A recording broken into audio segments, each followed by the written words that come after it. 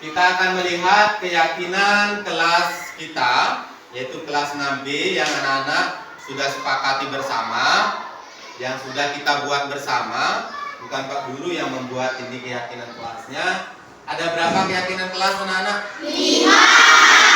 Yang pertama dan sampai yang kelima kita akan meninjau kembali apakah anak-anak masih meyakini atau tidak meyakini. Nah itu dah. Kalau tidak meyakini, kita akan berubah keyakinan kelas kita. Kalau masih meyakini, kita akan tetapkan ini keyakinan kelas kita. Kita tinjau dari nomor 1 dulu anak-anak.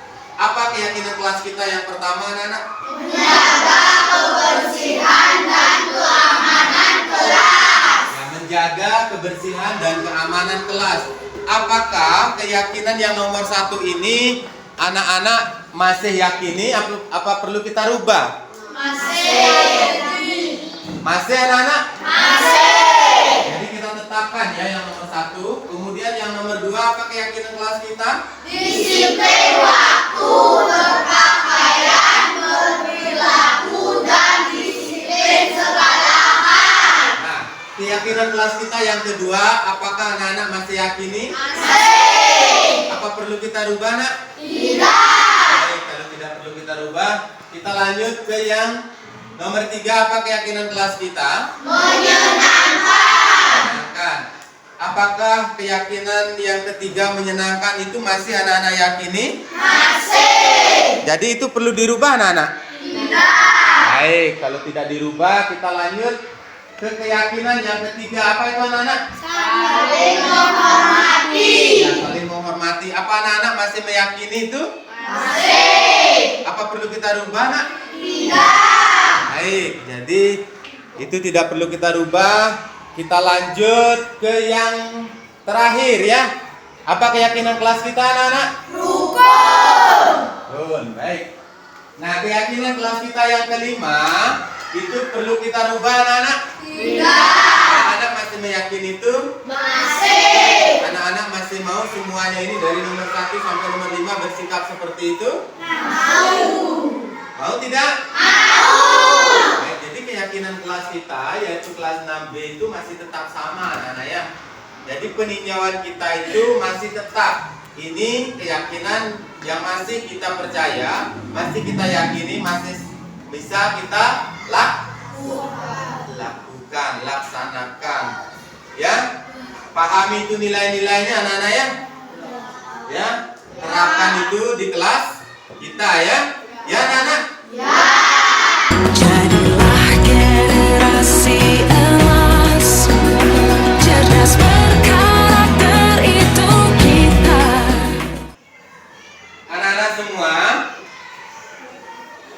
Pak Guru melihat bahwa kelas kita ini ada suatu permasalahan. Ya, permasalahannya itu Pak Guru amati selama bermain anak-anak belajar di kelas, selama bermain, selama aktivitas belajar, istirahat, sampai pulang sekolah. Pak Guru lihat ada suatu kelompok-kelompok bermain atau teman-teman bermain yang berbeda-beda ya, sehingga menimbulkan suatu persaingan. Persaingan itu yang menyebabkan kelas kita itu kurang menyenangkan dan juga kurang kompak jadinya anak-anak. Nah, Pak Guru ingin tanya dulu, apa benar ada permasalahan seperti itu anak-anak? Oh, belum semua ini. Apa benar anak-anak? Benar. Jadi benar ya. Jadi apa yang Pak Guru amati itu jadi benar ya. Jadi benar ada suatu kelompok bermain yang tidak mengajak kelompok tertentu. Nah, benar. Pak Guru ingin tahu dulu. Kalau ada hal seperti itu, apa sesuai dengan keyakinan kelas kita, nak? Tidak. Tidak sesuai kan? Tidak. Keyakinan kelas yang mana yang anak-anak tidak sesuai? Rukun. Benar ya. Jadi pengamatan selama observasi Pak Guru juga, selama pengamatan Pak Guru itu, jadi benar bahwa kelas 6B itu sudah menyimpang dari keyakinan yang nomor 5. Keyakinan kelas kita yang nomor 5 yaitu rukun. Pak Guru ingin tahu dulu, ya, mengapa bisa terjadi, mengapa bisa ada kelompok-kelompok, ya, atau geng-geng bermain yang tidak mengajak teman yang lain sehingga menimbulkan persaingan dan kekompakan itu tidak nampak di kelas 6B. Nah, mengapa bisa terjadi seperti itu? Ya. Mengapa anak-anak? Ada yang bisa menyampaikan tidak? Oh ya, bagaimana Pak Deari? Bisa berdiri nak? Bisa berdiri nak? Karena kemarin Isma kan bilang apa tidak ada semua ribut tidak bisa dihentikan ya. Kemarin Isma bilang. Menurut saya pernyataan yang dikatakan oleh Isma itu agak menyinggung saya. Mungkin saya bapak tidak ada, saya mungkin sering ribut Pak, tapi bukan saya saja yang ribut. Wisma pun mungkin lebih parah Pak. Pertama, Wisma sering bermain dengan teman bagus sampai guling-guling di lantai di dalam kelas. Kedua, Andika kan ribut Pak bersama saya. Saat itu Andika kayak menari seperti cemburu itu Pak.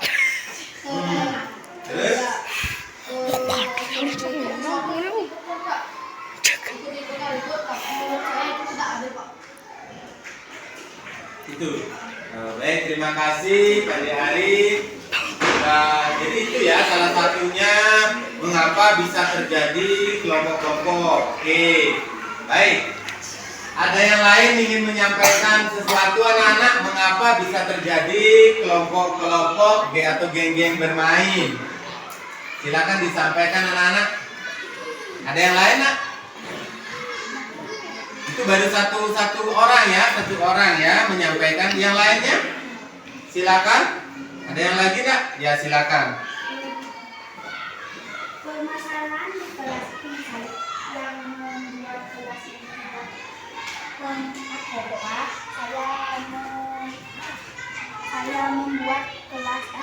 saya pernah melihat Citra dan Jen bertengkar karena saat menghias kelas itu kertas origami yang dibeli dengan uang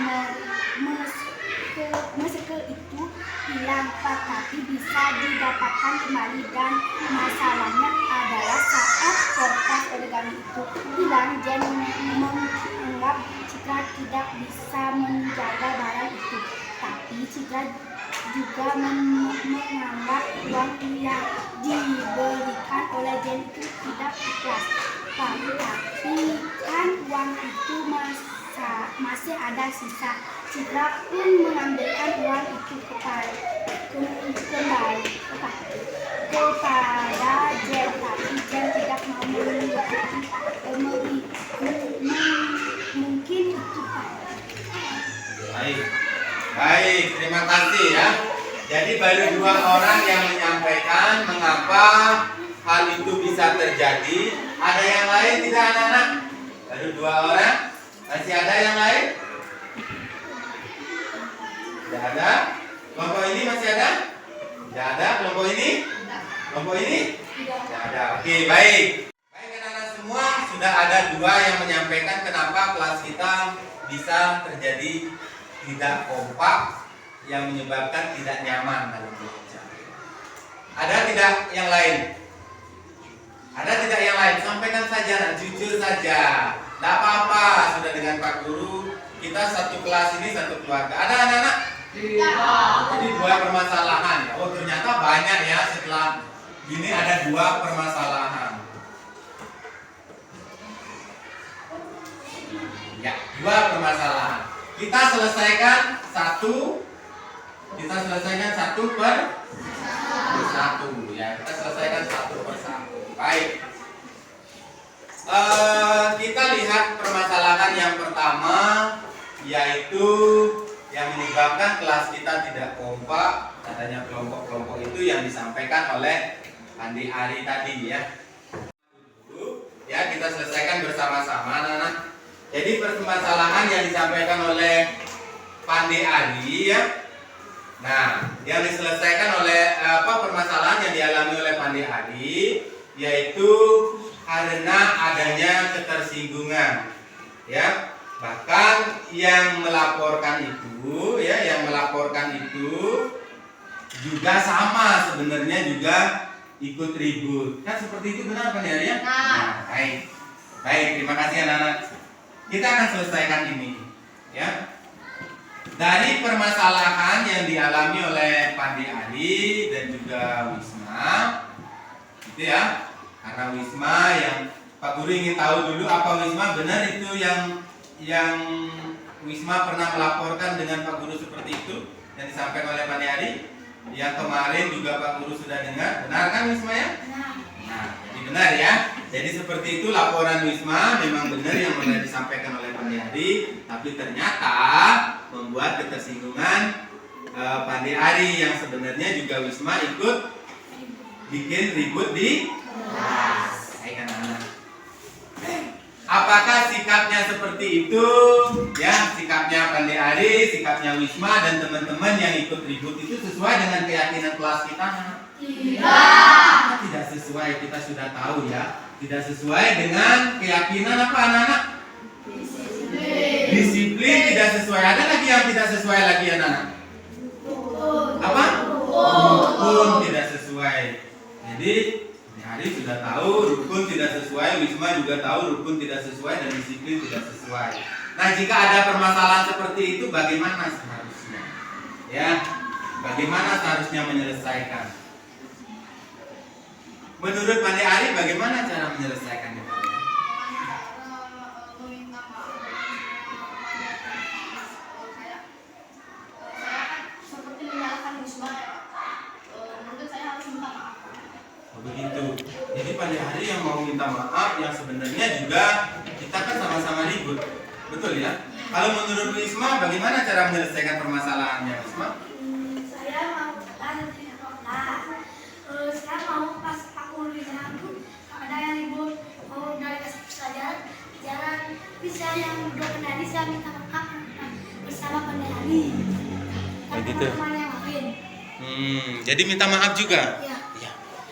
Minta maaf itu sih boleh-boleh saja. Ya. Yang pertama, Pandi Ari merasa dirinya sudah membuat kelas ini tidak kompak sehingga perlu minta maaf. Wisma merasa dirinya bahwa dirinya sudah membuat kacau kelas ini karena melaporkan hal yang tidak sesuai. Betul ya? Padahal semuanya juga bikin ribut. Ya, jadi harapannya supaya ketika tidak ada Pak Guru kelas ini tetap tenang. Pandi Ari berharap seperti itu juga. Jadi sama ya. Harapan kita sama, kelas ini supaya tenang dan nyaman. Jadi begitu cara penyelesaian permasalahannya dan juga minta maaf kepada teman-teman yang lain. Jadi keduanya juga harus sama-sama minta maaf. Boleh minta maaf anak-anak jika itu dilakukan dengan sungguh-sungguh ya. Selain itu ada yang bisa ada solusi atau gagasan lain enggak selain minta maaf untuk meningkatkan keyakinan rukun dan disiplin kita yang tidak sesuai tadi? Ada tidak suatu gagasan atau langkah untuk memperbaiki perilaku yang ikut membuat keributan dan juga yang melaporkan yang tidak sesuai? Ya. Bagaimana caranya anak-anak selain minta maaf?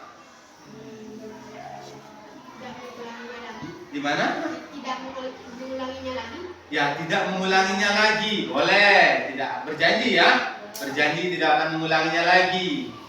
Kemudian kalau mengulanginya lagi bagaimana? Mungkin harus dihukum. Dihukum tidak mungkin. Pak Guru tidak mungkin akan menghukum ya. Tidak mungkin akan menghukum. Kalau diulanginya lagi bagaimana? Melanggar. Ya, kalau melanggar bagaimana? Mungkin harus piket sendiri ya. Ya, boleh ya. Itu salah satu solusi ya. Nanti boleh ya. Bisa membersihkan kelas atau selama 1 minggu atau berapa hari tertentu ya. Bisa kan? Bisa. Bisa seperti itu nak? Bisa. Baik. Baik anak-anak semua ya. Jadi itu salah satu solusinya. Sekarang Pak Guru tanya dulu. Pandai Ari, nah karena banyak ya, tapi Pak Guru tanya Pandai Ari dan Wisma saja dulu ya. Pandai Ari mau kan kelas ini supaya nyaman dan tenang? Wisma bagaimana, mau kan? Mau juga. Biar kelas ini kompak ya? Ya? Baik, terima kasih ya. Jadi keyakinan kita sama ya. Jadi keyakinan kelas itu harus dipahami. Nah, Pak Guru ingin melihat juga sekarang teman-teman yang bikin keributan, ya, yang bikin kelas ini tidak nyaman. Yang pertama saling memaafkan dulu. Mari ke depan anak yang ikut. Silakan Dirga, dari Dirga ya ke sana muter ya. Ya diulangi lagi ya Dirga ya. Oh dia maaf-maafan. Ya oke. Ya lanjutin di sini Dirga diamnya di sampingnya Pandai Ari. Biar keliling sempat. Oke. Silakan lanjut ya.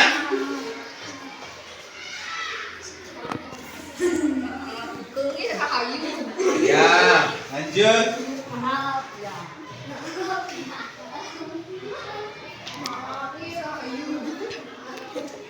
Nah, lanjut balik sini biar nggak numpuk sana. Ya. Apa nama Rahayu? Ya, sini, oke. Jadi Pandai Ari yang terakhir ya. Oke, baik langsung ya, sambung ya. Langsung Pandai Ari. Oke, sana langsung. Oke, ya keliling. Nah, perhatikan, ini mau kan bisa mengulanginya lagi? Mau. Ya, ini saksinya teman-teman ya. Teman-teman, anak-anak semua saksinya bahwa mereka yang punya permasalahan ini tidak akan mengulanginya lagi. Konsekuensinya apa? Di dalam kelas selama 1 minggu sendirian. Kalian mensepakati itu? Pakai. Oke, terima kasih. Silakan kembali ke tempat duduk ya. Lanjutkan menyelesaikan permasalahan yang belum tuntas di hari apa? Hari Sabtu ya, hari Sabtu. Permasalahan 1 sudah. Tadi sudah maaf-maafan. Sekarang yang permasalahan yang kedua ya. Sudah 1 per 1. Sekarang permasalahan yang kedua. Yang kedua. Permasalahannya disampaikan oleh Iin kemarin ya. Nah, adakah solusi untuk menyelesaikan? Nah, dari permasalahan ini dulu ya, permasalahan Jen dan siapa namanya? Citra. Apakah itu sesuai dengan keyakinan kelas ini? Kita anak? Tidak. Keyakinan kelas apa yang tidak sesuai? Rukun. Rukun sudah tidak. Kemudian apa lagi? Hah? Disiplin juga ya. Disiplin juga. Dari Jen dan Citra mau menyelesaikan permasalahan itu? Mau? Jen? Mau. Baik. Jadi sepakat ya, kita akan mau menyelesaikan permasalahannya itu supaya kelas kita tetap kompak. Kira-kira bagaimana cara menyelesaikan permasalahan Jen dan Citra? Ada ide? Menurut Citra bagaimana caranya menyelesaikan permasalahannya itu? Nanti teman-temannya bisa ya membantu bagaimana menyelesaikan permasalahan kelas kita ya yang kurang kompak. Ada mana? Dari Pandai Ari, silakan boleh. Mungkin Citra dan Jen harus minta maaf, Pak. Minta maaf atas perbuatannya. Minta maaf atas perbuatannya. Sama ya, boleh saja sih nak minta maaf atas perbuatannya kalau dilakukan dengan ya. Gimana Jen punya solusi untuk menyelesaikan permasalahan itu? Permasalahannya Jen dan Citra sama dengan Pandai Ari, sama Citra punya solusi untuk menyelesaikan permasalahannya. Sama apa itu nak? Apa samanya apa?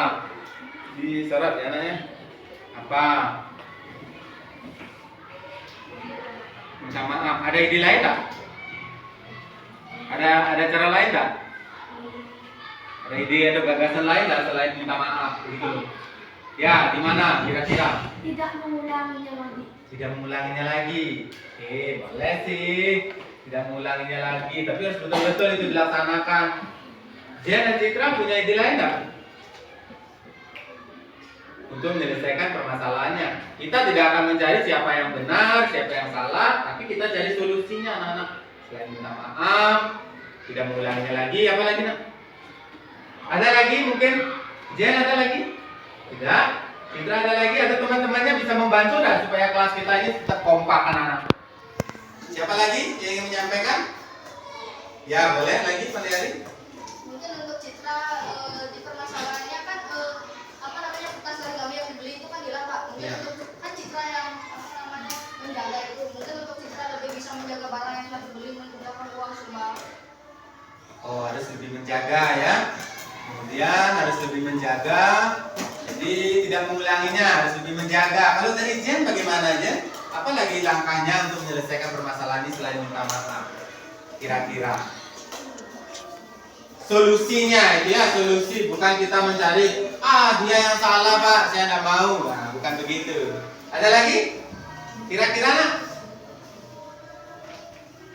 Tidak? Tidak ada. Dari Citra mau seperti itu? Pertama minta maaf, tidak mengulanginya lagi dan lebih menjaga ya barang-barang milik kelas kita. Jadi Jen tidak mengulanginya lagi dan minta maaf, mau? Mau? Baik. Kalau seandainya, nah kita tetapkan konsekuensi ya.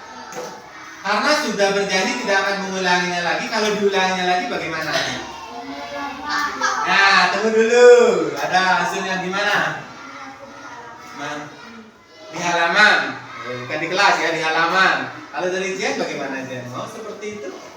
Mau? Ada mungkin konsekuensi lain yang siap kamu lakukan? Ada? Apa lagi? Nah, coba. Ada lagi konsekuensi lain? Kira-kira? Harus membatalkan 1 minggu sendirian. Membankan lagi 1 minggu sendirian. Nah, tunggu dulu, ada 2 usul ya. Menyapu di halaman selama 1 minggu, membanten selama 1 minggu. Gimana lagi usulnya? Hah? Oh, ngepel di kelas ada 3 ya. Ada 3 kalau melanggar, kalau mengulanginya lagi. Terus sekarang Pak Guru tanya dulu. Dari Jen bagaimana, siap seperti itu? Yang mana kamu siap menyapu di halaman, mengepel atau membanten atau ketiganya? Ketiganya. Oke, luar biasa. Citra bagaimana, siap? Kalau mengulanginya lagi melakukan ketiganya ini? Benar?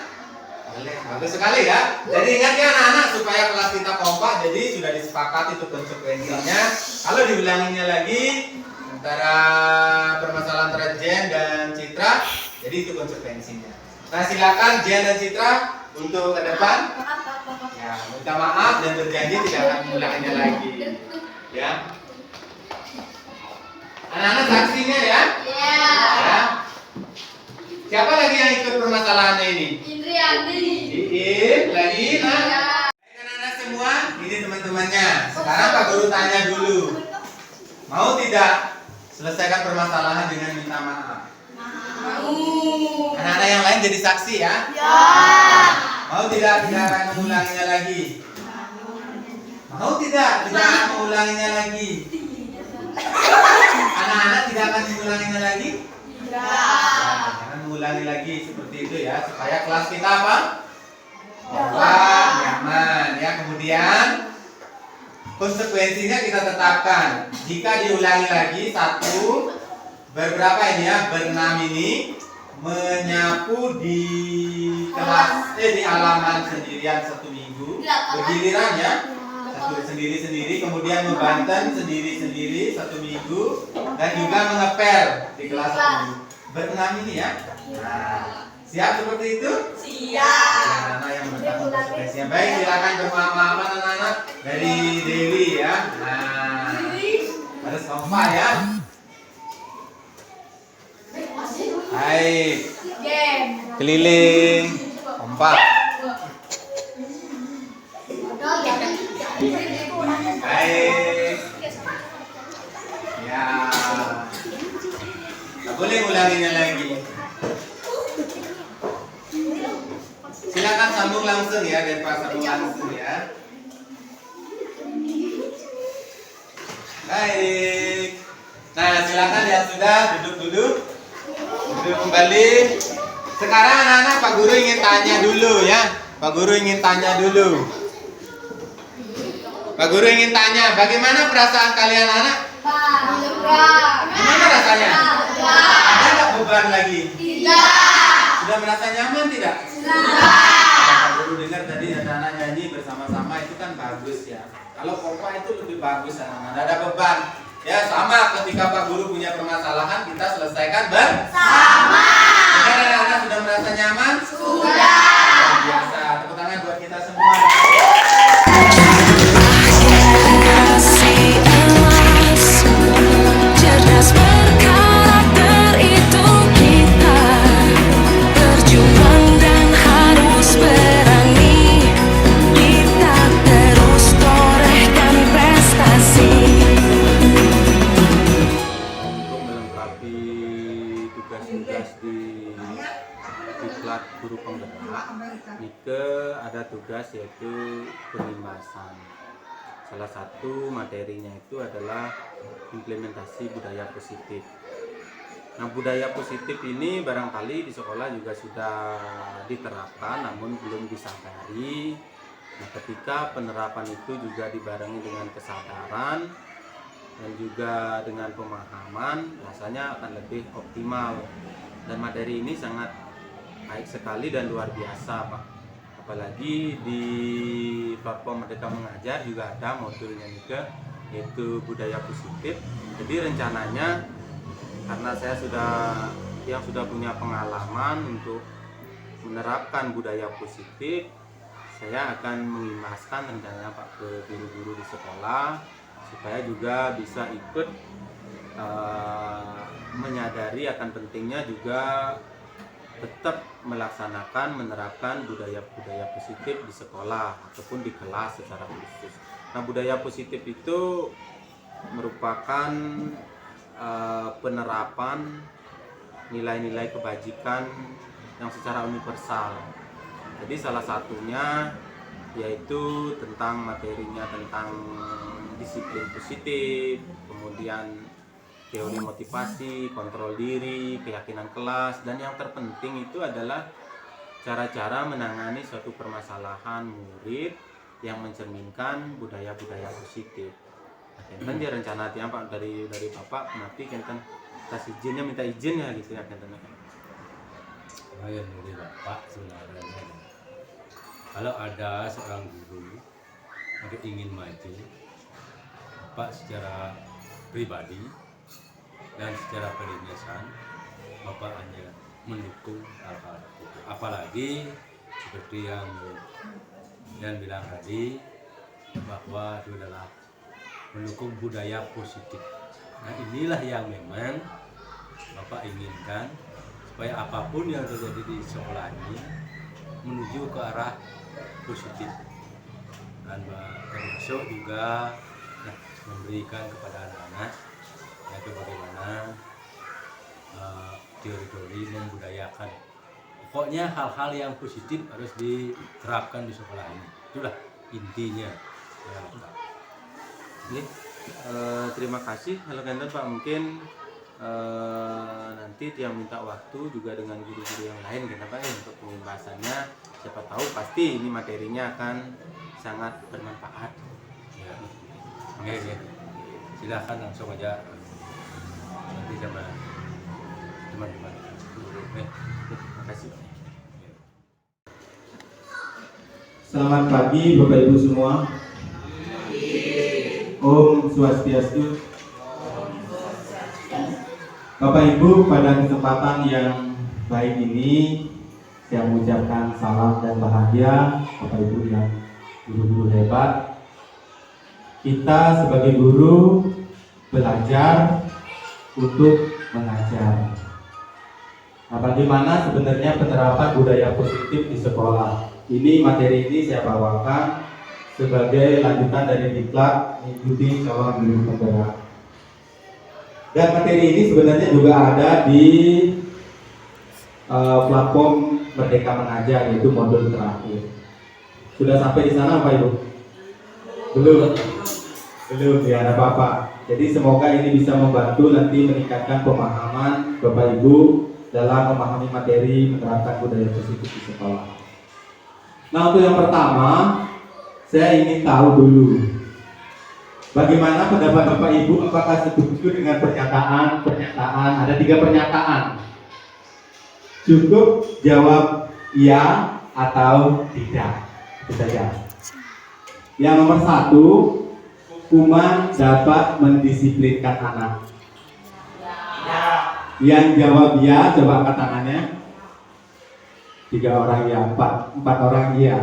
Oke, terima kasih. Yang jawab tidak? Yang jawab tidak, sisanya semua jawab tidak. Baik, ada iya, ada tidak, ada variasinya.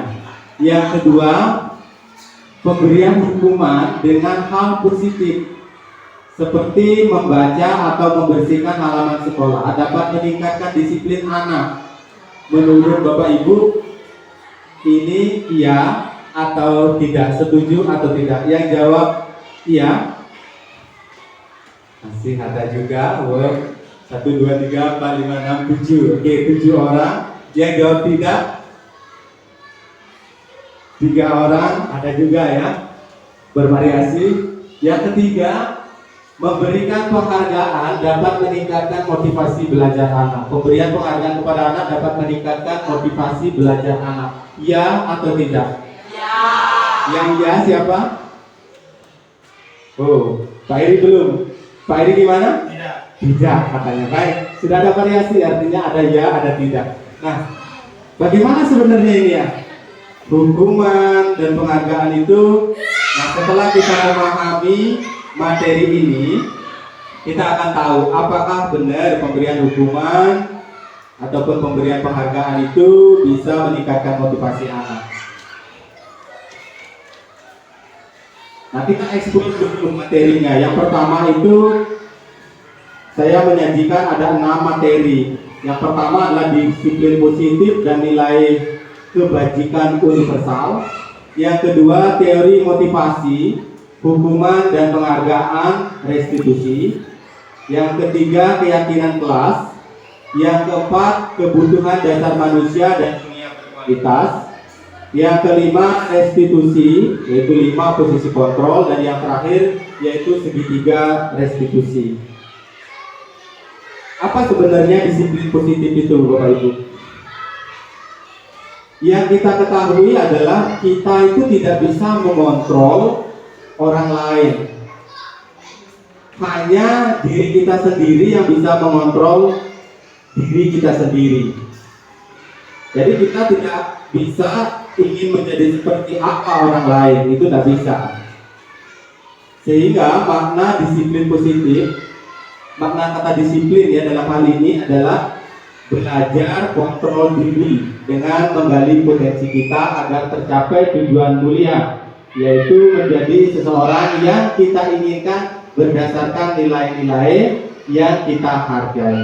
Jadi diri sendiri, Bapak Ibu, berubah dari diri sendiri, bukan dari orang lain. Kalau kita dalam hal ini guru bukan kepada murid, jadi murid itu sendiri yang merubah dirinya. Ada teori kontrol yang disampaikan oleh Dr. William Glasser, ya. Jadi itu keterkaitannya dengan materi-materi yang akan disampaikan tentang disiplin positif. Nanti satu persatu dari tabel ini akan dijelaskan di dalam materi yang akan saya sampaikan. Ini makna kata disiplin. Ketika kita mendengar disiplin, apa yang ada di pikiran kita? Pasti sebagian besar akan membayangkan bahwa disiplin itu adalah tentang peraturan, tata tertib, kepatuhan pada peraturan. Kata disiplin juga dihubungkan dengan hukuman. Padahal itu sesungguhnya berbeda, Bapak Ibu. Karena belajar tentang disiplin positif itu tidak harus memberikan hukuman, justru adalah salah satu alternatif terakhir. Hukuman itu alternatif terakhir kalau tidak ada pilihan lain sama sekali. Dalam budaya kita, makna disiplin dimaknai sebagai suatu yang dilakukan seseorang untuk orang lain mendapatkan kepatuhan. Nah, sedangkan disiplin positif itu merupakan unsur utama dalam membentuk budaya positif. Jadi ada disiplin positif, tidak berorientasi pada hukuman. Nilai-nilai kebijakan universal. Nilai-nilai kebijakan universal itu adalah sifat-sifat positif yang merupakan tujuan mulia yang ingin dicapai setiap individu. Nilai-nilai ini berlaku pada semua lapisan suku, perbedaan agama, kemudian perbedaan keyakinan itu masih berlaku. Jadi nilai ini disepakati bersama itu terlepas dari beberapa perbedaan. Jadi tidak akan ada yang menentang tentang nilai-nilai kebajikan universal ini. Contohnya, empati, suara hati, kontrol diri, rasa hormat, kebaikan, toleransi, keadilan, dan juga kita pahami bahwa nilai-nilai kebajikan universal pada murid-murid kita itu yang kita sepakati yaitu tentang profil pelajar Pancasila. Nah, ini perbedaannya. Hukuman, konsekuensi dari institusi. Ada hal yang sangat mendasar Bapak Ibu.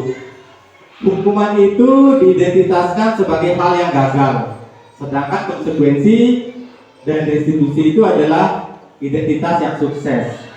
Hukuman itu menyakitkan dan harus terjadi, sedangkan konsekuensi sesuatu yang harus terjadi. Restitusi itu merupakan pilihan. Hukuman itu membuat murid tidak nyaman dalam jangka waktu yang panjang. Kemudian kalau konsekuensi itu membuat murid tidak nyaman tapi dalam jangka waktu yang pendek. Sedangkan restitusi itu menguatkan murid dalam jangka waktu yang panjang. Kalau hukuman itu murid kita atau korban itu tidak akan mendapatkan keadilan. Sedangkan kalau konsekuensi korban bisa diabaikan. Kalau restitusi korban itu mendapat ganti. Jadi begini penjelasan ketiganya itu Bapak Ibu. Hukuman itu sangat menyakitkan pada anak. Sedangkan konsekuensi itu adalah sesuatu yang harus didapatkan oleh anak ketika melakukan suatu kesalahan. Contoh, menjatuhkan pensil, konsekuensinya anak harus mengambil pensil itu. Misalnya memecahkan kaca, konsekuensinya adalah anak harus mengembalikan kaca itu menjadi utuh. Kalau hukuman, anak memecahkan kaca, kita berikan hukuman yang bisa melukai perasaan anak. Kamu karena sudah memecahkan kaca, ganti ini, kemudian bersihkan halaman selama 1 minggu, kemudian cuci toilet, atau kita berikan hukuman verbal berupa kata-kata yang tidak enak. Jadi sangat menyakitkan pada murid. Kalau restitusi, nah ini lebih bagus lagi. Jadi anak akan menemukan identitasnya untuk memperbaiki permasalahan kesalahan yang anak itu berbuat. Nah ini juga penjelasannya. Perbedaan hukuman, konsekuensi, dan restitusi. Kalau hukuman itu murid akan tersakiti. Kalau konsekuensi, murid atau anak tidak akan nyaman, tetapi memang harus itu dilaksanakan. Sedangkan restitusi itu murid akan mendapat penguatan. Dan seterusnya itu ada juga penjelasan di bawahnya. Nah, kalau dalam hukuman peraturannya adalah jika memecahkan kaca, kamu harus mengganti, kamu harus ini, kamu harus itu. Seperti itu. Kalau konsekuensi masih tentang peraturan, ya, tetapi itu lebih halus. Nah, kalau restitusi itu berhubungan dengan keyakinan. Nanti juga akan ada penjelasan selanjutnya. Kalau dengan hukuman biasanya murid itu akan membenci kita. Kalau dengan konsekuensi menghormati peraturan karena memang itu harus dilakukan oleh murid dari kesalahan yang mereka buat. Sedangkan kalau restitusi itu akan menghormati dirinya dan menghormati kita. Kalau hukuman juga biasanya ada ancaman. Hal negatifnya itu adalah awas kalau dilakukan lagi ya, nanti awas kamu. Nah, itu kata-kata di dalam hukuman. Kalau konsekuensi, lakukan apa yang saya katakan, lebih halus ya. Kalau restitusi itu adalah murid yang menemukan apa yang harusnya kamu lakukan. Gitu. Nah, ini juga penjelasan selanjutnya.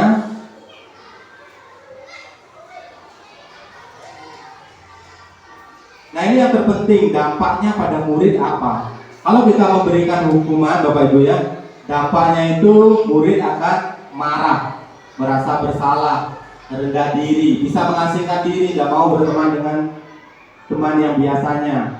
Kalau restitusi, itu murid akan kehilangan hak, waktu jeda seorang diri, dan penahanan. Nah, sedangkan kalau restitusi, Bapak Ibu ya, itu murid itu tidak akan kehilangan waktu, namun bersemangat untuk membenahi dirinya. Itu dampaknya. Apa sih sebenarnya restitusi itu, Bapak Ibu? Restitusi itu adalah membantu murid lebih memiliki tujuan dan disiplin positif dalam memulihkan dirinya setelah berbuat salah. Jadi murid yang memulihkan dirinya.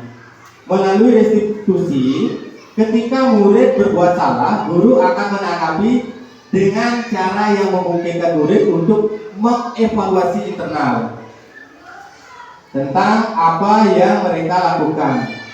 Kemudian ada peluang luar biasa bagi murid untuk bertumbuh ketika melakukan kesalahan. Bukan pada hakikatnya begitulah cara kita belajar. Nah, murid akan bertanggung jawab atas perilaku yang mereka pilih. Namun mereka juga memilih untuk belajar dari pengalaman dan membuat pilihan yang lebih baik dari waktu yang akan datang. Ciri-ciri restitusi. Jadi restitusi itu bisa kita simpulkan bahwa salah satu cara untuk menyelesaikan suatu permasalahan murid yang sesuai dengan disiplin positif. Ciri-ciri restitusi itu kita itu yang salah satunya ya, tidak fokus pada siapa yang salah, tapi fokusnya pada solusi penyelesaian permasalahan. Siapa salah, siapa benar, itu tidak. Yang terpenting adalah solusi. Restitusi itu akan bisa memperbaiki hubungan dengan, misalnya murid punya permasalahan dengan teman-teman murid, termasuk juga dengan guru. Ini ada banyak ciri-ciri restitusi.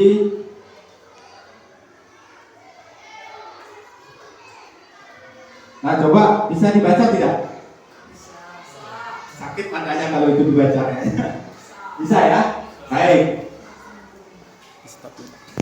Tadi sudah saya jelaskan tentang hukuman atau konsekuensi. Sekarang kita akan lihat dari yang pertama itu termasuk hukuman atau konsekuensi. Mencatat 100 kali di dalam buku kalimat saya tidak akan terlambat lagi karena terlambat ke sekolah. Ini menurut Bapak Ibu hukuman atau konsekuensi? Hukuman? Ada yang bilang konsekuensi? Nah, bingung. Hukuman, oke, ada yang bilang hukuman. Kita lihat nomor 2. Lari mengelilingi lapangan basket 2 kali karena terlambat hadir di sekolah. Ini hukuman atau konsekuensi? Hukuman juga. Baik. Murid diminta push up 15 kali karena tidak menggunakan masker ke sekolah. Ini hukuman atau konsekuensi? Nah, ada yang bilang konsekuensi, ada bilang hukuman. Baik. Kita lanjut dulu ya. Menggantikan kertas tugas teman-teman yang telah dicoret-coret. Ini hukuman atau konsekuensi? Baik, ada konsekuensi. Membersihkan tumpahan air di meja tulis karena tersenggol saat belajar. Konsekuensi. Baik. Murid disuruh untuk mengenakan sepatu seharian. Murid disuruh untuk, ini salah ya. Murid disuruh untuk tidak mengenakan sepatu seharian di sekolah karena tidak mengenakan sepatu hitam. Hukuman atau konsekuensi? Murid disuruh tidak mengenakan sepatu seharian di sekolah karena tidak mengenakan sepatu hitam. Hukuman atau konsekuensi? Hukuman. Baik. Yang terakhir, lari mengelilingi lapangan basket 2 kali karena terlambat 10 menit untuk pelajaran PJOK. Bingung? Hukuman atau konsekuensi?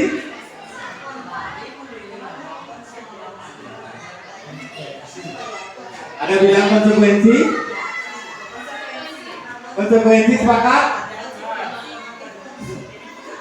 Baik.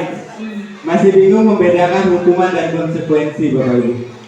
Nah, begini Bapak Ibu, hukuman itu berakibat fisik yang menyakitkan kepada murid.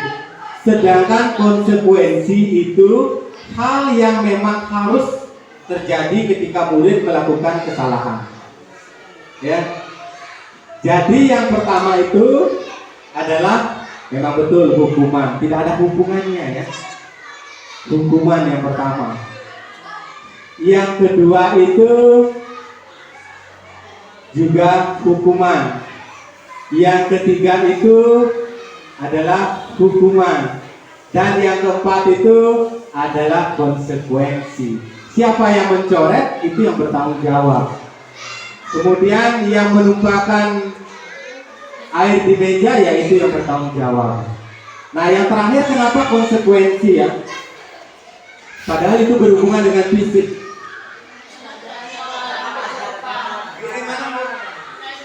Karena dia terlambat pada saat pelajaran olahraga, jadi konsekuensi dia terlambat mengikuti pelajaran olahraga, jadi dia harus bertanggung jawab. Masih ada hubungannya. Ya, masih ada hubungannya. Bagus ya. Karena pelajarannya masih ada hubungannya, jadi itu dibilang konsekuensi. Kan hanya 2 kali ya, tidak banyak. Nah mungkin lebih jelas ya itu ya. Bapak Ibu, ini jawaban yang pertanyaan di awal tadi. Apakah penghargaan itu bisa meningkatkan motivasi anak belajar? Bapak Ibu, ternyata penghargaan itu adalah menghukum ya. Penghargaan itu menghukum Bapak Ibu. Kenapa kita itu bisa dihukum oleh penghargaan? Dihukum oleh penghargaan. Yang pertama pengaruh jangka panjang dan jangka pendek. Ya, tentu saja kita berikan penghargaan. Oh, kamu bagus sekali. Oh, kamu bagus sekali. Dalam waktu dekat setelah beberapa kali kita berikan penghargaan, ketika murid itu tidak mendapatkan penghargaan dalam jangka waktu panjang, murid itu tidak akan mau melakukan hal sesuatu yang kita harapkan. Karena dia itu membutuhkan penghargaan. Yang kedua, penghargaan itu tidak efektif. Mengapa? Karena murid itu hanya menunggu penghargaan baru mau bergerak. Seperti paku, kalau tidak digetok dia tidak akan bergerak. Kalau tidak dipuji, murid itu tidak akan mau melakukan sesuatu. Penghargaan itu merusak hubungan. Kenapa bisa merusak hubungan? Orang yang tidak dapat penghargaan itu akan merasa dikecilkan Bapak Ibu. Penghargaan itu mengurangi ketepatan, menurunkan kualitas, mematikan kreativitas. Penghargaan itu menghukum, ya, menghukum bagi orang yang tidak dapat penghargaan, Bapak Ibu. Kemudian penghargaan itu juga menutup motivasi dirinya. Contoh begini, ketika murid-murid mau belajar membaca, penghargaan sesungguhnya adalah ketika murid itu bisa membaca, Bapak Ibu. Kalau kita berikan lagi penghargaan, wah kamu pintar sekali ya sudah bisa membaca. Jadi penghargaan ketika merasa bisa membaca itu buyar jadinya. Gak perlu kita isi lagi penghargaan, kamu hebat, kamu bagus. Ini Bapak beri hadiah untuk kamu karena sudah bisa membaca. Bukan. Penghargaannya itu bagi murid itu adalah ketika sudah bisa membaca, itulah penghargaan. Jadi motivasi untuk belajarnya hilang jadinya. Motivasi dalam dirinya. Nah ini baru kita ke lanjut ya.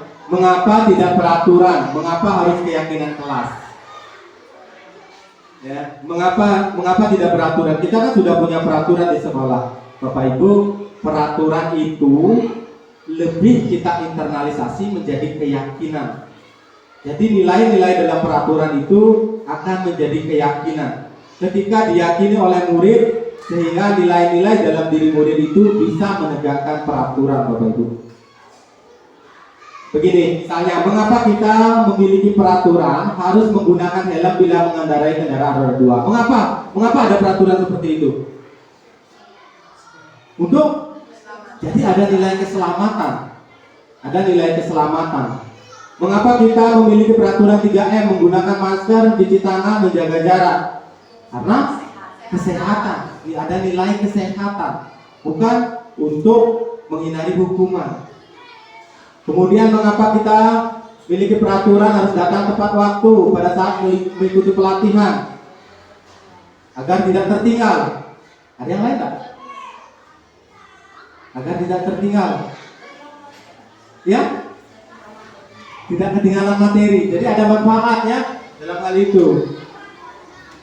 Keyakinan kelas itu, keyakinan kelas itu lebih meningkatkan motivasi dalam diri, Bapak Ibu. Jadi dari dalam dirinya muncul begitu, bukan berdasarkan peraturan. Ada peraturan, ada hukuman. Dari keyakinan kelas, dari peraturan itu kita jewantakan, ya, dijewantakan dan menjadi keyakinan kelas. Nah, keyakinan kelas ini akan menjadikan kelas itu sebagai lingkungan yang positif. Lingkungan positif inilah akan membentuk budaya positif di sekolah. Ini perbedaan peraturan dan keyakinan kelas, Bapak Ibu. Kalau peraturan itu selalu kembalikan buku ke tempatnya. Kalau keyakinan kelas itu bertanggung jawab. Jadi ada perbedaan. Redaksi juga perbedaan. Dilarang mengganggu orang lain. Kalau keyakinan kelas itu kita harus menghormati orang lain. Jadi redaksi kalimatnya itu lebih ke dalam diri seseorang. Hadir di sekolah 15 menit sebelum pembelajaran dimulai, menghormati orang lain dan berkomitmen. Itu yang harus ada dalam diri, bukan karena peraturan. Begitu juga seterusnya, sampai jangan berlari di kelas atau koridor. Kalau keyakinan kelasnya keselamatan, keamanan, jaga keselamatan dan keamanan. Jadi hal-hal yang bisa dilakukan. Jadi murid itu sudah menginternalisasi, oh, dalam menjaga keselamatan dan keamanan kita tidak boleh bermain sembarangan, tidak boleh berlari-larian. Keyakinan itu lebih jauh daripada peraturan, Bapak Ibu. Ya, ini kaitannya. Kebutuhan dasar manusia. Seluruh tindakan manusia pasti memiliki tujuan. Semua yang kita lakukan adalah usaha terbaik untuk mendapatkan apa yang kita inginkan. Ketika seorang murid melakukan suatu perbuatan yang bertentangan dengan nilai-nilai kebajikan atau melanggar peraturan, hal itu sebenarnya bagaimana? Hal itu sebenarnya dikarenakan mereka gagal memenuhi kebutuhan. Misalnya ada murid yang minta uang kepada temannya karena dia itu tidak mendapatkan uang dari rumah. Kebutuhan dia itu adalah uang. Ada 5 kebutuhan dasar yang biasanya dipenuhi oleh manusia. Yang pertama itu bertahan hidup, kasih sayang dan rasa diterima, penguasaan, kesenangan, kebebasan. Mungkin saja murid yang nakal di sekolah itu di rumahnya tidak mendapat pemenuhan kebutuhan kebebasan. Jadi kita harus sadari ini. Kita pun masih sama, ya. Ketika kita tidak dapat kasih sayang di rumah, kita akan mencari kasih sayang di tempat yang lain. Kita tidak mendapat kesenangan di rumah, kita juga akan mencari kesenangan di tempat lain dengan cara-cara yang kita senangi. Oh, murid belajar di kelas merasa, kamu kok lain-lain ya. Kita harus pahami, mungkin dia kesenangan, ada senang dia belajar di sekolah. Apa kesenangannya? Nah itu perilakunya. Nah ini tentang dunia berkualitas, ya. Jadi dunia berkualitas itu murid itu akan menempatkan sesuatu yang baik itu dalam dunianya. Misalnya senang dengan seseorang, dengan barang, dengan perilaku, itu akan ditempatkan. Belum tentu semua hal itu ada di tempat di dunia berkualitas mereka sendiri. Kita semua juga masih punya dunia berkualitas. Oh, saya senang, misalnya tentang makanan, saya senang makanan apa, pasti kita akan cari makanan itu. Kita tempatkan dalam dunia berkualitas. Bapak Ibu, ini adalah hal penting tentang posisi kontrol, di mana keterampilan kita di dalam memperlakukan murid-murid kita. Program disiplin positif untuk menciptakan budaya positif yang berpusat pada murid dikembangkan oleh Dean Goosen dengan pendekatan restitusi. Nah, inilah restitusi ya yang katanya materinya, yaitu tentang 5 posisi kontrol. Goosen mengemukakan bahwa guru perlu meninjau kembali penerapan disiplin dalam ruang-ruang kelas mereka selama ini. Apakah telah efektif, apakah berpusat, memerdekakan, memandirikan murid, bagaimana dan mengapa? Apa posisi kontrol itu Bapak Ibu? Ada 5 kan? Kita berada di posisi mana? Ya, yang sebenarnya kontrol itu dari dalam diri murid sendiri, dari dalam diri kita sendiri. Tetapi kita menempatkan posisi diri kita itu di mana? Ada 5. Yang pertama itu penghukum, kedua pembuat rasa bersalah, ketiga teman, keempat pemantau, dan kelima manajer. Nah, ini penting satu persatu untuk kita pahami. Mulai dari penghukum Bapak Ibu. Kalau posisi kita sebagai penghukum, kita itu akan menghardik, menunjuk-nunjuk, menyakiti, menyindir murid. Oh, saya di posisi mana ya? Nah, kalau pembuat rasa bersalah, kita menunjukkan kekecewaan yang mendalam. Kalau teman, kita membuat alasan-alasan untuk murid-muridnya. Kemudian kalau pemantau, itu menghitung dan mengukur. Kemudian manajer itu adalah mengajukan pertanyaan-pertanyaan. Nah, ini yang penting, ini yang perlu kita pahami adalah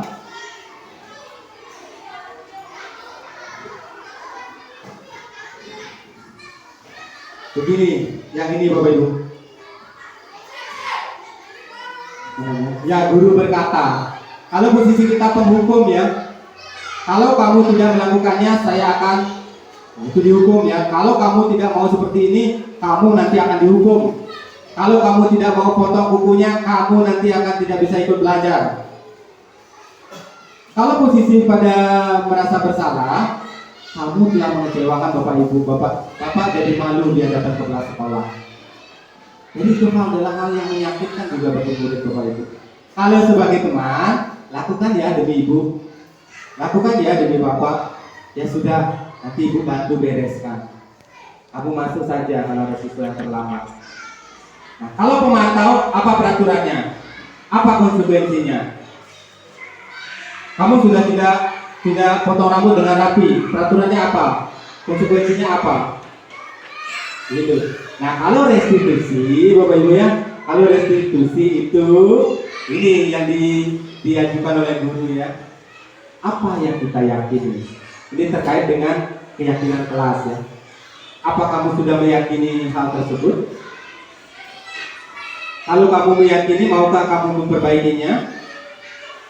Kalau kami memperbaikinya, jadi kira-kira hal tersebut menggambarkan apa tentang dirimu?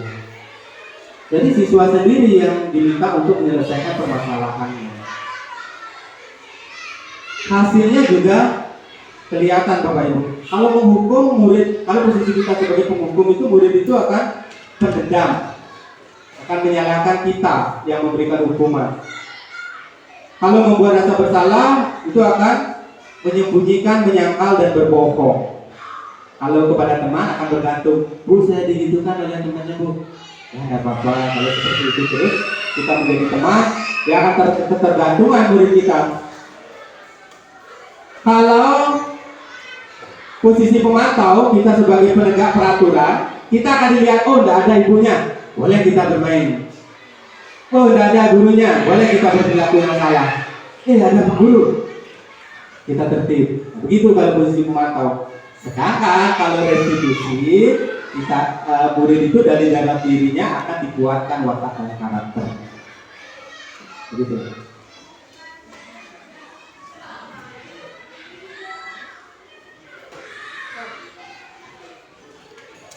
Kalau menghukum Bapak Ibu ya, murid itu akan mengulangi kesalahan secara berulang-ulang. Kalau membuat rasa bersalah, murid itu akan merasa gagal dan tidak berharga tentang dirinya. Nah, kalau untuk teman, tergantung, tidak bisa mandiri, selalu minta perlindungan kepada gurunya. Sedangkan kalau pemantau, menitik beratnya kepada dapat diri sendiri, mendapatkan hadiah atau mendapatkan hukuman. Jadi ada rasa takut. Kalau tidak dilihat oleh gurunya, berani mereka. Kalau tidak dilihat, kalau dilihat, tidak berani berperilaku yang keliru. Nah, kalau restitusi itu, murid itu akan mampu mengevaluasi diri bagaimana menjadi dirinya lebih baik. Bagaimana sih dalam melaksanakan restitusi kepada murid? Disebut dengan segitiga restitusi. Ada 3 sisi, Bapak Ibu. Sisi yang pertama itu adalah kita menstabilkan identitas. Yang kedua, validasi tindakan yang salah. Yang ketiga, menanyakan keyakinan. Nah, dalam menstabilkan identitas, Bapak Ibu, ketika kita menemukan murid yang bermasalah atau dalam permasalahan, kita berikan kata-kata pada muridnya. Setiap orang pasti pernah melakukan kesalahan. Pak guru pun ketika berada di posisimu akan sama seperti itu perlakuannya. Pak guru pun ketika berada di posisimu, ketika diganggu pasti akan membalas. Kamu bukan satu-satunya yang pernah melakukan hal ini. Jadi sudah merasa distabilkan identitasnya, baru kita ke validasi tindakan yang salah. Validasi tindakan yang salah bukan mencari orang yang benar, orang yang salah, tetapi yang dicari adalah alasan. Kamu tentunya punya alasan kenapa bisa berperilaku seperti itu. Adakah cara yang efektif untuk mendapatkan apa yang kamu butuhkan? Ada cara lain nggak? Begitu, Bapak Ibu. Kemudian sisi yang terakhir itu menanyakan keyakinan kelas. Perilakumu seperti itu sesuai tidak dengan keyakinan kelas? Kalau tidak sesuai, kamu inginnya menjadi seorang seperti apa? Kemudian yang terakhir bisa kita tanyakan, menurutmu bagaimana cara menyelesaikan permasalahan yang kamu alami? Jadi murid sendiri yang bisa melakukan menyelesaikan permasalahan yang mereka sendiri alami. Kita hanya memfasilitasi, kita hanya memberikan bantuan, kita hanya menuntun anak itu supaya bisa menemukan solusi dari permasalahan. Itu yang bagus dalam menyelesaikan permasalahan untuk menciptakan budaya positif, Bapak Ibu. Jadilah generasi emas, cerdas berkarakter itu kita, berjuang dan harus berani, kita terus torehkan prestasi. Ini yang terakhir, Bapak Ibu ya. Jadi dalam kesempatan yang baik ini, saya ingin berbagi pengalaman dalam menerapkan budaya positif di kelas, khususnya di kelas 6B. Beberapa pengalaman yang sempat didokumentasikan, tapi masih banyak pengalaman selama saya mengikuti pelatihan, namun belum sempat saya buat dokumentasinya. Seperti kemarin, sempat ada kelas 6B itu bermasalah tentang rambut yang melanggar peraturan di sekolah. Sampai di kelas, saya selesaikan permasalahan itu dengan restitusi, Bapak Ibu, yaitu Bayu, Andika, dan Budi. Itu terjaring disiplin, tidak disiplin oleh guru piket, Bu Nasri ya waktu itu. Jadi begini, ketika itu saya selesaikan, kamu kenapa terjaring disiplin? Rambut saya panjang, Pak.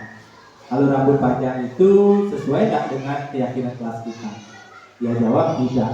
Keyakinan kelas mana yang tidak sesuai? Nah, disiplin. Jadi disiplin dalam berpakaian, berperilaku, dan disiplin segala hal. Nah, kalau tidak sesuai dengan disiplin keyakinan kelas kita, perilaku hal apa yang bisa kamu lakukan untuk memperbaiki kesalahannya? Saya harus potong rambut. Apa mau potong rambut kan? Sebentar sore, besoknya murid itu sudah rapi. Bukan guru minta, kamu harus besok potong rambut, kalau tidak besok kamu tidak bisa ikut belajar, kamu harus cuci WC. Mungkin saja murid itu akan takut dan tidak mau potong rambut. Jadi murid juga merasa tenang, nyaman, mereka sendiri yang melakukan, Bapak Ibu.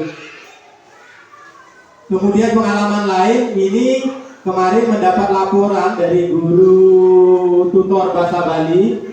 Anak kelas 6B juga ikut mengganggu pembelajaran bahasa Bali, pelajar bahasa Bali yang sore-sore, yaitu Wisma.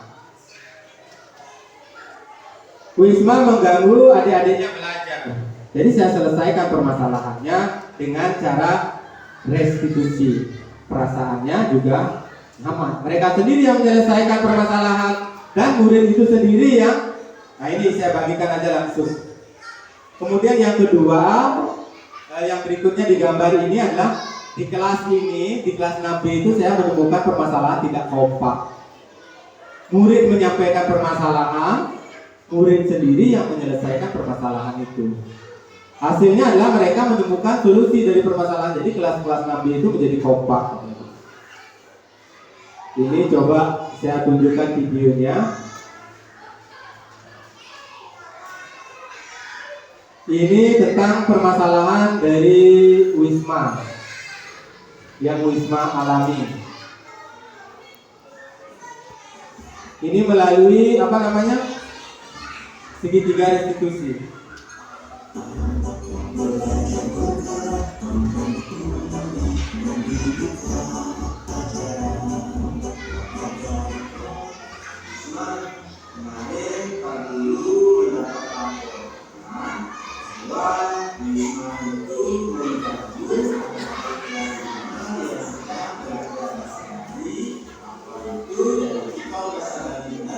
Ini tahap menstabilkan identitas.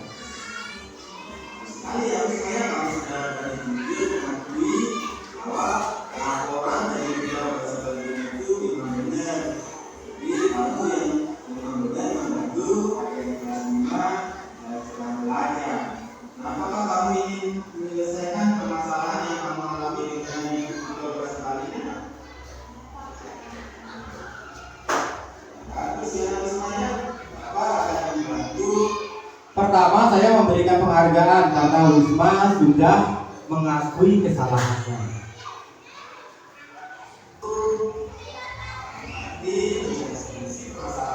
Wisma mau menyelesaikan solusinya sendiri.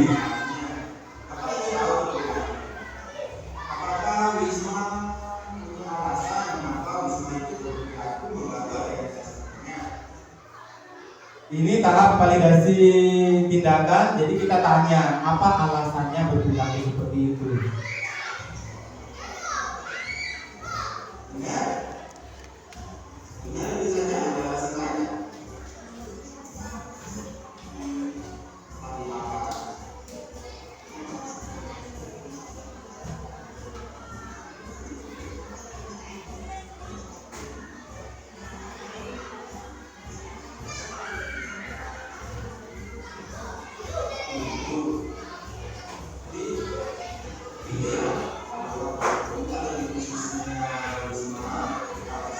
Ini saya ibaratkan kalau saya di posisinya Wisma pasti akan seperti itu, merasa kecewa ditinggal oleh teman-teman belajar bahasa Bali, sedangkan sedang asik-asiknya mencari wifi, begitu.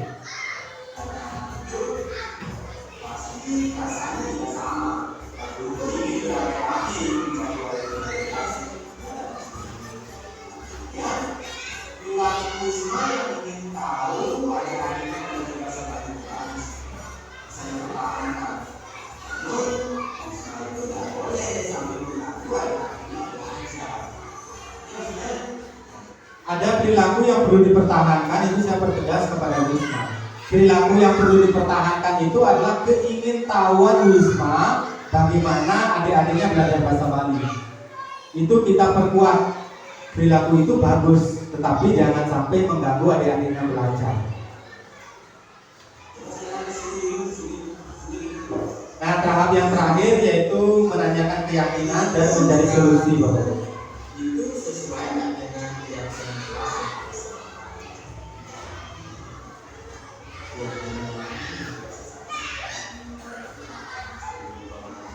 Kamu sudah tahu bahwa kita punya komunitas, betul tahu bahwa waktu ini tidak sesuai dengan keyakinan yang saling menghormati. Kan? Bagaimana menurutmu perilakumu memperbaiki kesalahanmu kepada ibu berpasangannya? Dengan meminta maaf, ini bisa saja dilakukan apa? Jika akan minta maaf itu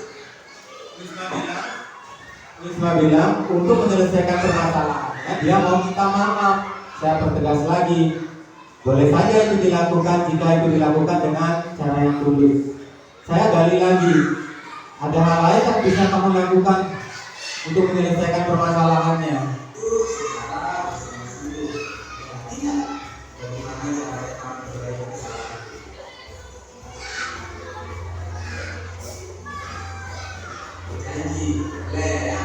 Berjanji juga jangan mengulangi perbuatan itu.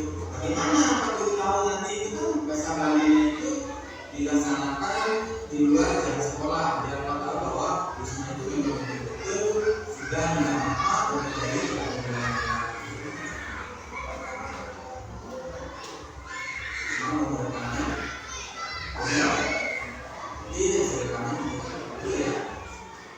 jadi saya tanyakan bagaimana supaya Bapak Guru itu tahu bahwa Wisma itu memang betul-betul minta maaf dan berjanji tidak mengulangi lagi. Dia sendiri yang memberikan jawaban mau merekam proses minta maafnya. Ternyata Bapak Ibu ya, Wisma ini benar-benar melakukan, dia itu benar-benar minta maaf kepada guru bahasa tutor bahasa Bali-nya Bapak Ibu. Nah, ini rekamannya bahwa si Wisma itu benar-benar mau minta maaf kepada tutor bahasa Bali. Ini sebenarnya tidak saya tuntut kepada anak itu, tetapi ternyata dia itu sungguh-sungguh mau minta maaf kepada tutor bahasa Bali.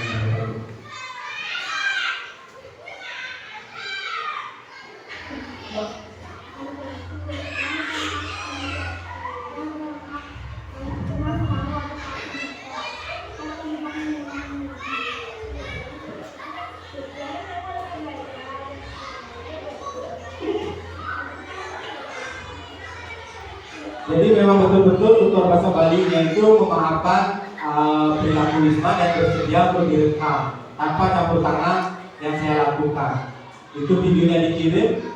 Nah, perasaan murid Bapak Ibu ketika kita selesaikan permasalahannya, Bapak Ibunya seperti menggunakan segitiga restitusi itu, ini ada juga rekamannya.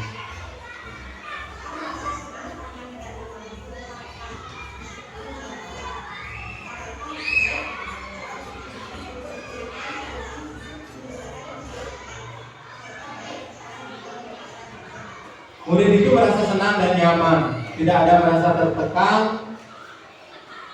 tidak merasa dikecilkan, tidak merasa disalahkan, tetapi diberikan kesempatan untuk memperbaiki perilaku. Nah, itu pengalaman yang saya terapkan. Juga ada pengalaman lain ya Bapak Ibu ya. Pengalaman lainnya itu adalah menciptakan, membuat keyakinan kelas yang kita tinjau setiap waktu. Apakah ada perubahan dari keyakinan itu yang kita yakini setiap harinya ketika ada permasalahan dalam murid, kita kaitkan dengan keyakinan kelas. Begitu juga dalam menyelesaikan permasalahan yang di kelas. Nah, yang saya sampaikan itu, ini juga ada videonya karena waktunya sudah mau habis juga, belum kita selesai jawab. Jadi murid itu sendiri yang menemukan solusi dan menyelesaikan permasalahan Bapak Ibu. Nah, sebelum kita berefleksi dari penjelasan tentang menerapkan budaya positif dan pengalaman yang saya bagikan ke Bapak Ibu, mungkin ada pertanyaan yang mungkin barangkali belum dipahami tentang hukuman, konsekuensi, fungsi kontrol dan yang lainnya. Silakan Bapak Ibu.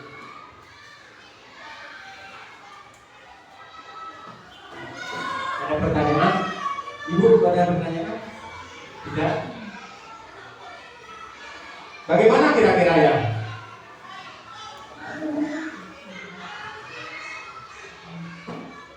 Mungkin kalau tidak ada pertanyaan, kita isi saja lembar refleksinya. Bapak Ibu, saya berharap Bapak Ibu mengisi refleksi. Hal baru apa? Yang pertama itu hal baru apa yang mengubah paradigma saya setelah mengetahui budaya positif? Ada hal-hal yang bisa mengubah diri kita sendiri. Yang kedua, bagaimana perasaan yang muncul setelah mengetahui tentang penerapan budaya positif? Ini saya harapkan Bapak Ibu menulisnya di Jamboard dari sebentar ya. Di Jamboard saya bagikan linknya, bisa ditulis, diisi pertanyaan yang pertama dan pertanyaan yang kedua. Nah itu barangkali Bapak Ibu yang bisa saya bagikan kepada Bapak Ibu. Saya ucapkan terima kasih, kurang lebihnya. Mungkin ada yang menyampaikan secara langsung ya Bapak Ibu. Saya harapkan bisa menyampaikan tanggapan atau refleksi yang pertama dan yang kedua Bapak Ibu secara langsung. Yang pertama apa yang berubah? Hal-hal apa yang berubah paradigma saya setelah mengetahui budaya positif? Yang kedua, bagaimana perasaan yang muncul setelah mengetahui tentang penerapan budaya positif?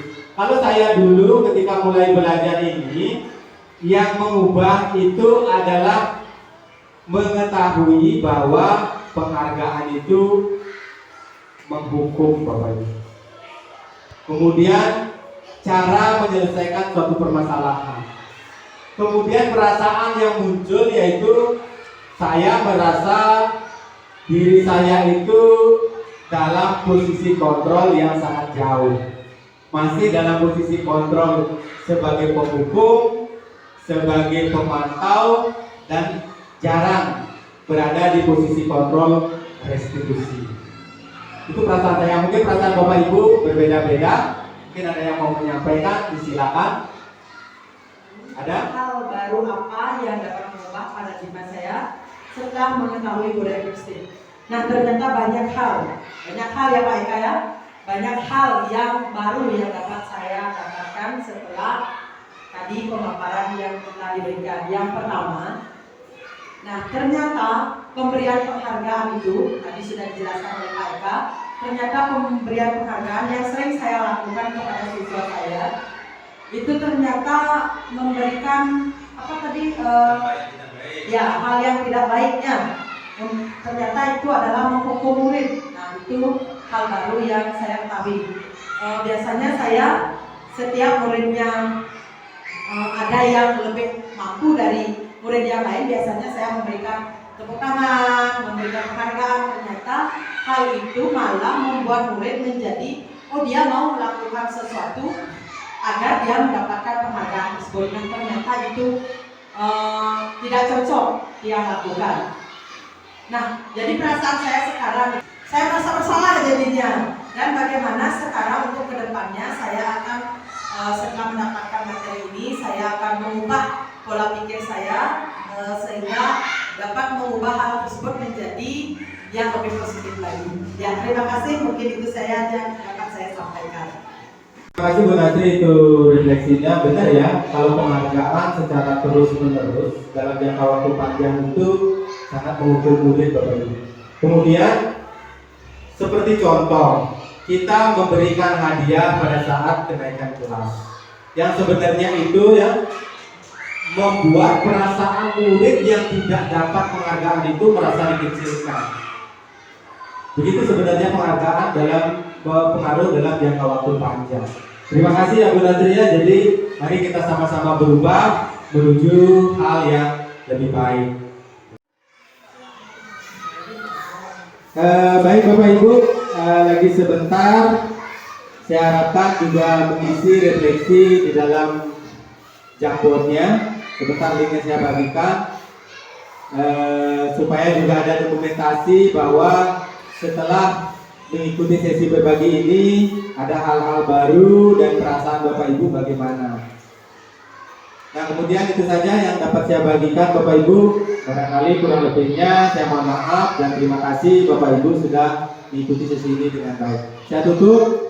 dengan para santi. Oh, santi, santi, santi. Bangun dan bukalah mata.